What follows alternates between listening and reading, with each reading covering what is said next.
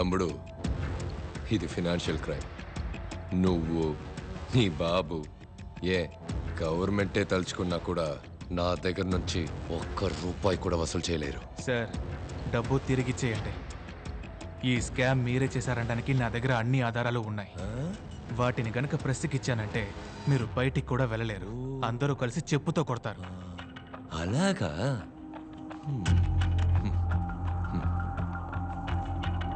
కొన్ని సంవత్సరాలకు ముందు ఒక క్రికెట్ టీం ఫ్రాడ్ చేసిందని బ్యాన్ చేశారు. జ్ఞాపకం ఉందా? దానికి దీనికి ఏంటి సార్ కనెక్షన్? ఉంది. ఆ క్రికెట్ టీం కొన్ని సంవత్సరాల తర్వాత మళ్ళీ ఆడడానికి వచ్చింది. అప్పుడు న్యాయంగా ప్రజలు ఏం చేసి ఉండాలి? మీ మీద మేము పెట్టుకున్న నమ్మకానికి ద్రోహం చేశారు, క్రికెట్కి కళంకం తెచ్చిపెట్టారని వాళ్లే రివర్స్ అయి ఉండాలి, తిట్టుండాలి. కానీ ప్రజలేం చేశారు? పాపం ఎన్నో గంటలు క్యూల నుంచుని బ్లాక్లో ఎన్నో వేలెచ్చి టికెట్లు కొన్నారు. పోరాడి పోలీసుల దగ్గర తన్నులు తిన్నారు. ఈ టీం కోసం ప్రాణాలు కూడా ఇస్తామన్నారు. దీని నుంచి ఏం అర్థమవుతుంది? పబ్లిక్కి మంచిది, చెడ్డది, మంచోడు, చెడ్డోడు వీటి గురించి ఏ దిగులు లేదు. అదే విధంగా వాళ్ళు నన్ను మర్చిపోతారు. నేను మోసం చేయడానికి రెడీ అవుతాను, ప్రజలు మోసపోవడానికి రెడీ అవుతారు. పబ్లిక్కి వాళ్ళని ఎంటర్టైన్ చేసేవాడే లీడర్, వాళ్ళని ఎంటర్టైన్ చేసేవాడే స్టార్. సలహాలు ఇచ్చేవాడు కాదు, నీలాగా నీతి న్యాయం మాట్లాడేవాడు కాదు. మనస్సాక్షి లేకుండా మాట్లాడకండి సార్. డబ్బు తమ్ముడు, డబ్బు. ఒక అబద్ధాన్ని ప్రజలు నమ్మారంటే దాన్ని వ్యాపారస్తులు ఉత్పత్తి చేయడం మొదలు పెడతారు. నన్నేం చేయమంటావు? నేను వ్యాపారస్తుడినే. ప్రజల్ని నిజాన్ని వెతకమను, మంచి వాళ్ళని సెలెక్ట్ చేయమను. అంతవరకు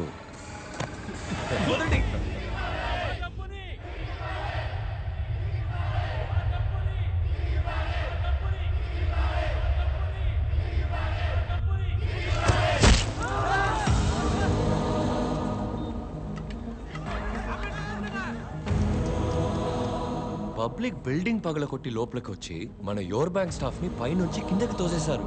మీ ఫ్రెండ్ ఏసీ ఇంకా ఏం చేస్తున్నారు? లాఠీ చార్జ్! అందరూ ఇక్కడి నుంచి వెళ్ళిపోండి. వెళ్ళండి.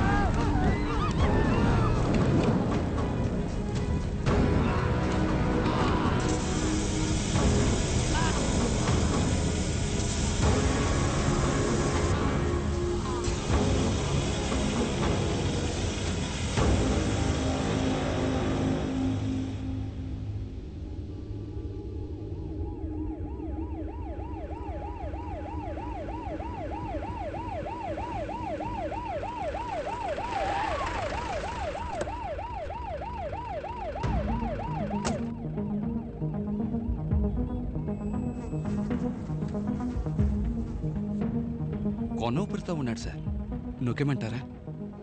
చేయబేకు ఎవిడెన్స్ ప్రాణం పోయేంత వరకు రౌండ్స్లో ఉండు.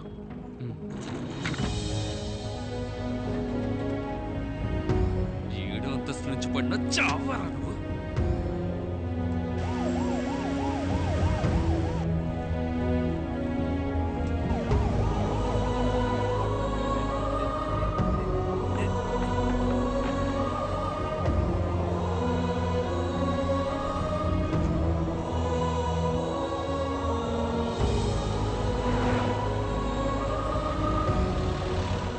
గంట సేపు నేను తిరుగుతున్నా ఇంకా పోలా నొక్కేస్తాను.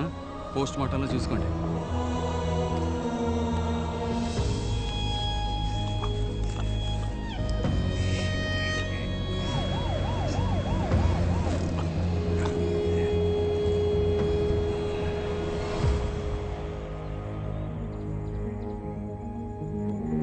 నేనేసి మాట్లాడుతున్నాను. మీ అబ్బాయి కెవిన్ ఆఫీస్ మేడ మీద నుంచి దూకి ఆత్మహత్య చేసుకున్నాడు.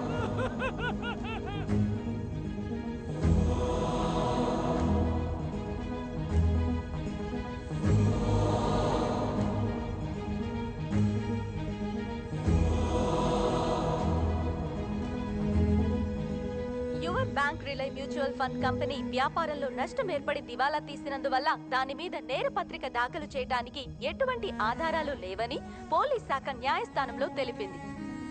బడుగు వర్గాల నుంచి మొదటిగా చదివి ఉద్యోగానికి వెళ్ళాడని సంతోషపడ్డాను. ఆడిని చంపేశారు. మనం ఏమీ చేయలేకపోతున్నావే. మనం ఏం చేయగలం చెప్పు? మన దగ్గర డబ్బు లేదే, బలం లేదే. కొట్టినా చంపినా దేవుడా కాపాడు కాపాడు అని గోడు పెట్టుకుంటాం, కానీ రావడం లేదే.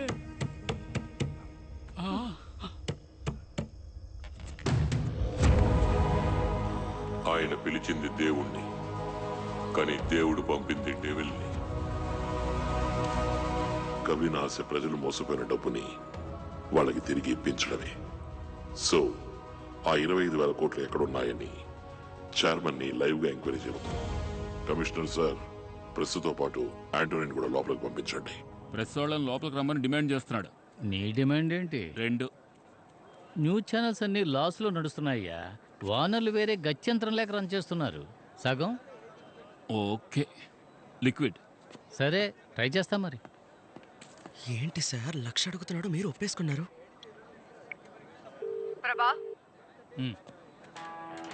ఒకడేం చేస్తున్నాను? అడిగితే సీనియర్ గీనియర్ అని కథలు చెప్తావు. నిన్నొచ్చిన అబ్బాయి బెస్ట్ ఎంప్లాయీ అవార్డు తీసుకోబోతున్నాడు. 1000 రూపాయలు ఇంక్రిమెంట్ కూడా. అక్కడ ఎవరి వెనక తిరుగుతున్నావు? ఓ మెయిన్ సోర్స్తో మాట్లాడుతున్నాను madam. Life time live opportunity, కానీ 10 లక్షల రూపాయలు లిక్విడ్గా అడుగుతున్నాడు. బిలో ద బెల్ట్ దిగి ఎంతో ప్రయత్నించాను, అస్సలు తగ్గట్లేదు మేడం. ఓకే చెప్పు, ఇచ్చి పంపిస్తాను. Okay madam. నీ 1000 రూపాయల ఇంక్రిమెంట్తో నేను 4 గీసుకోనా? Bloody fool. హయ్యర్ పోస్టులు మొత్తం అంతటా ఇలాంటి మేధావుల్ని వెతికి మరీ తీసుకొచ్చి కూర్చోబెడుతున్నారు. చావని ప్రజలు చావని.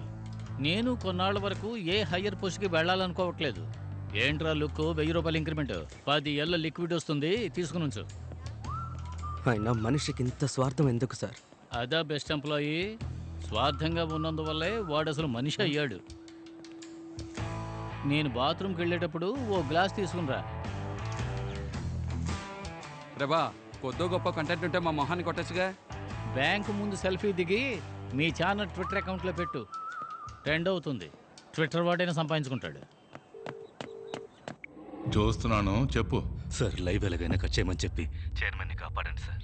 15% కమిషన్ తీసుకోవడానికే తల ప్రాణం తోక్కొస్తుంది. మీరు అంత తేలిగ్గా 25,000 కోట్లు ఎలా కొట్టేశారా? మా బాబు చదువుకోమన్నప్పుడే విని ఉండాలి. సారీ నాన్న. బిఏ అమౌంట్లో సగం కావాలి, లేదా మీరే చూసుకోండి. నేను మీకు తప్పకుండా ఇప్పిస్తాను సార్, కాపాడండి ప్లీజ్. నాన్నగారు చదువా పవర్ అని అడుగుతారు కదా సార్. ఏ కమిషనరు ఏంటి? డీజీపీ సెంట్రల్ మినిస్టర్ ఫోన్ చేస్తే తీవా? ఈ లైవ్ రాకూడదు. పోలీసులు లోనకు పంపు, ఆ నెత్తుకొచ్చి. సారీ సార్, ప్రజల ప్రాణాలకు ఆపద వస్తుంది. చెప్పింది చెయ్యి, నేను చూసుకుంటాలే. మీరు చెప్పింది అలాగే టైప్ చేసి ఓ సంతకం పెట్టి పంపండి. పోలీసులు లోపలికి పంపిస్తాను. జీ విన్నారా? ఏం చేయమంటారు? ఎప్పుడు చేసేదే. మరి చేసేద్దామా? ప్రభా ఈ పని చేస్తే 2 కోట్లు ఇస్తాను. సమజ్గా అర్థమైందా? సార్ ఎంత అన్నారు? 2 కోట్ల రూపాయలు. 2 కోట్ల? Yes, please help. డన్. ఏ ప్రభా, 10 నిమిషాల్లో లోపలికి వెళ్ళాలి. నువ్వు కెమెరా. నేనెందుకు లోపలికి వెళ్ళాలి? మా సార్ లోపలికి వెళ్తే దుమ్ము దులిపేస్తారు, నో డౌట్. వెళ్ళండి బెస్ట్ ఎంప్లాయీ. ఏం మాట్లాడుతున్నావు? నేను లోపలికి వెళ్తే ఛానల్కి న్యూస్ ఓడిస్తాడు. మీరు వెళ్ళండి.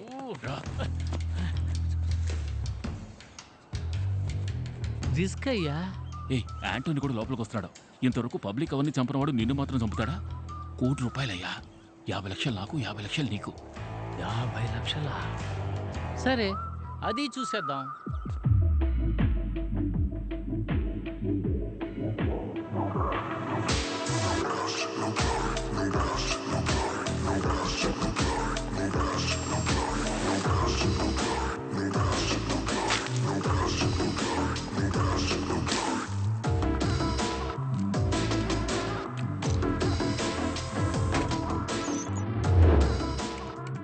ఎందుకు అందరినీ ఇలా కూర్చోపెట్టావు? ఏదైనా సరే అగ్రిమెంట్లో సైన్ చేసి మాట్లాడుకుందాం. దానికి సంబంధించిన అగ్రిమెంట్ ఇది. చదివి సంతకం పెట్టండి.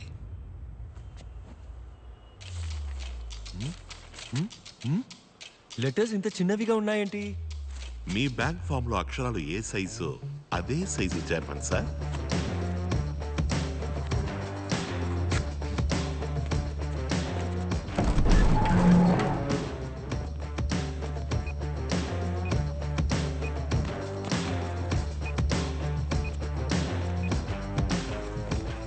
ఏంటి ఆంటనీ, బయట మన ప్లాన్ ప్రకారం అంతా పక్కాగా జరుగుతుందా?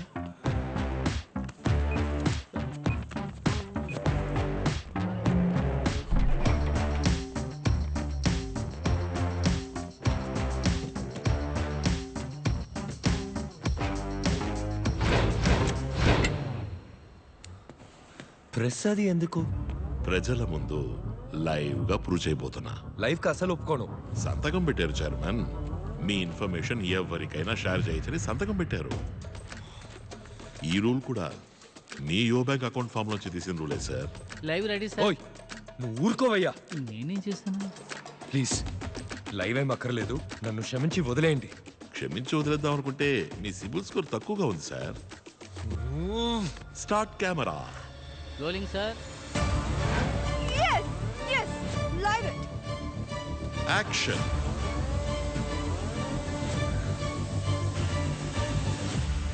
నీ మ్యూచువల్ ఫండ్ లో ప్రజలు పెట్టుబడి పెట్టిన 25,000 కోట్లు ఎక్కడా? దానికి నా బ్యాంకుకి సంబంధమే లేదు సార్. ఫామ్ మీద మీ బ్యాంక్ పేరు రాస్తుంది, యో బ్యాంక్ రిలై మ్యూచువల్ ఫండ్ అని. అందులో మా షేర్ 40%, మిగతా 60% వాళ్ళది. సార్ పోనీ నేను అర్థమయ్యేలా చెప్పనా? ప్లీజ్ సార్, మా కంపెనీ మ్యూచువల్ ఫండ్ కంపెనీ అన్నదమ్ములు లాంటివి. తమ్ముడు తప్పు చేస్తే అన్నేం చేస్తాడు పాప? నా తమ్ముడు తప్పు చేస్తే ఇలాగే కొట్టి మరీ అడుగుతా. ఉదాహరణ తప్పు చెప్పాను. క్లియర్గా అర్థమయ్యేలా ఇంకో ఉదాహరణ చెప్తాను. జీవితంలో పైకి వస్తాడని ఓ పిల్లాన్ని దత్తత తీసుకుంటావు. వాడు బేవర్స్ అయితే మనం ఏం చేస్తాం చెప్పండి? సరిగ్గా పెంచడం తెలియనప్పుడు ఎందుకు నా దత్తత తీసుకోవడం? ఉదాహరణలే వద్దు సార్, తిన్నగా విషయానికి వస్తాను. మాకు 40% లాసేగా. అప్పుడు ముందు నువ్వేగా అడిగుండాలి. మీరే మాట్లాడుకోండి. సి వైలెన్స్ తప్పు, చేయి చేసుకోకూడదు. కరెక్ట్ గా సమాధానం చెప్పలేదంటే కొట్టచ్చని అగ్రిమెంట్ లో ఉంది, సంతకం పెట్టారు. చెప్పండి, డబ్బు ఎక్కడా? నీ చెప్పేది అర్థం కావట్లేదా? నేను మీలాగా లాస్ అయిన వాడినే. నన్ను అడిగితే ఎలా చెప్పను? అయితే మరి ఎవరిని అడగాలి? ఆ మ్యూచువల్ ఫండ్ చైర్మన్ హర్షాని కదా అడగాలి. ఓ, ఆయన అడగాలన్నమాట. అప్పుడు mutual fund company owner Harsha ఎక్కడున్నా సరే షోకి రావాలి. వెళ్దామా సార్? కిడ్నాప్ చేసి వెళ్తామని అడుగుతావా? పోనీ.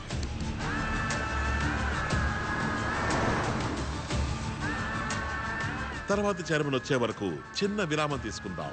Stay tune. శంకర్, వరదాన్ని చూసావా? అసలే వడ్డీ ఎలా కట్టాలని ఆలోచిస్తుంటే వాడెక్కడ వీడెక్కడ నన్ను అడుగుతావేంటి? పోయా. చెప్పు శంకర్, డబ్బులు ఇస్తాను. విషయం కొంచెం పెద్దది. ఉదయం 4 సహాయం పోటీ తీసుకుని లోనికి వెళ్ళాడు సార్.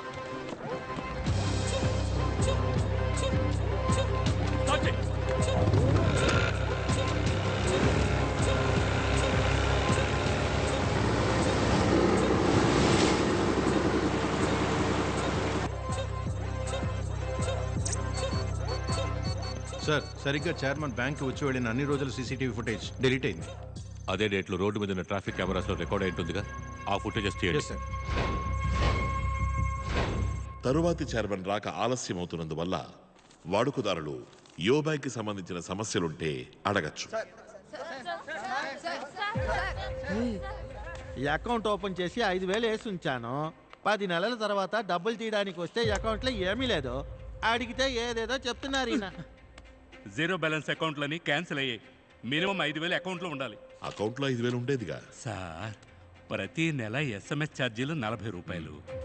5,000లో మొదటి నెల SMS ఛార్జీలు 40 రూపాయలు తీసేస్తే 4,960గా ఉంటుంది. ఇప్పుడు మినిమం బ్యాలెన్స్ లేదుగా, దానికి ప్రతి నెల 500 ఫైన్. 10 నెలల్లో 5,000 రూపాయలు ఖాళీ. ఇప్పుడు ఆవిడే కదా మాకు డబ్బులు ఇవ్వాలి. ఇస్తారు. ఏమయ్యా, కుండీలో వేసి ఉంచిన డబ్బు అలాగే ఉండేది కదయ్యా. సార్ ఫోన్ చేసి టార్చర్ పెట్టి క్రెడిట్ కార్డ్ అంటకట్టారు సార్. ఇంతకు ముందైతే ఫ్రెండ్స్ని అడిగి తీసుకుని మేనేజ్ చేసేవాడిని. కార్డు ఉంది కదా అని 50,000 స్వైప్ చేశాను. ఈ రోజుకి 3 లక్షలు అప్పు ఉంది, తీర్చలేకపోతున్నాను సార్. చక్రవడ్డీ తీసుకునేవాడైనా అడిగితేనే అప్పిస్తాడు. వీళ్ళు ఫోన్లు చేసి చేసి ప్రశాంతంగా ఉన్న వాళ్ళకి అప్పులు అంటకట్టి సావగొడుతున్నారు సార్. తీసుకున్న లోన్ ఎప్పుడో కట్టేశాను సార్. ఇంకా 4 ఏళ్ళు కట్టాలి, వడ్డీ ఎక్కువైంది అంటున్నారు సార్. ఆపోయ్యా, మీరు మొదలు పెట్టండి సార్.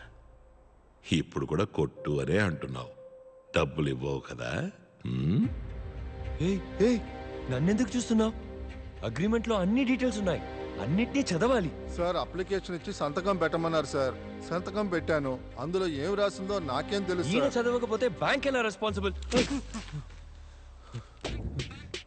ఇప్పుడు ఎందుకు కొట్టావు? హర్ష ఎందుకు ఇంకా రాలేదు?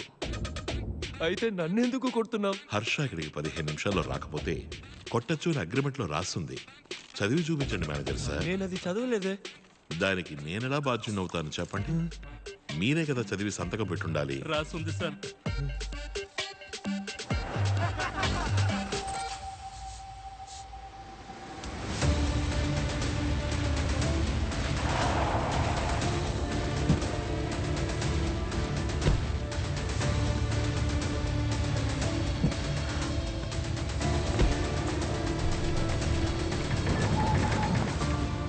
చెయ్యొదరా.